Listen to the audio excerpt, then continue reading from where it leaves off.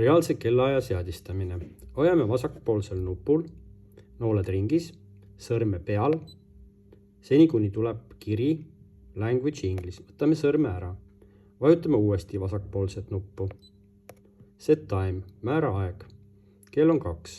Hoiame keskmisel nupul sõrme peal, seni kuni minutid jooksevad. Kui läksime üle, saame tulla parempoolse nupuga alla tagasi. Kell on 2, seadistatud reaalne kellaaeg. Liigume vasakpoolse nupuga menüüs edasi. Antud tekst tähendab, et seade tõmbab sisse lisaõhku igal öösel läbipesu ajal. Oletame, et see on määratud kella 4. Siis kell 4 tõmbab 10 minutit seade lisaõhku sisse. Liigume menüüs edasi vasakpoolse nupuga.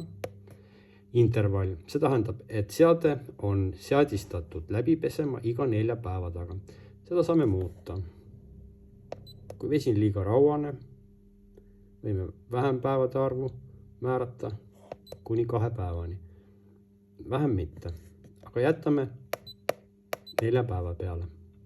Liigume menüüs edasi vasakpoolse nupuga. See tähendab märguannet. Exit.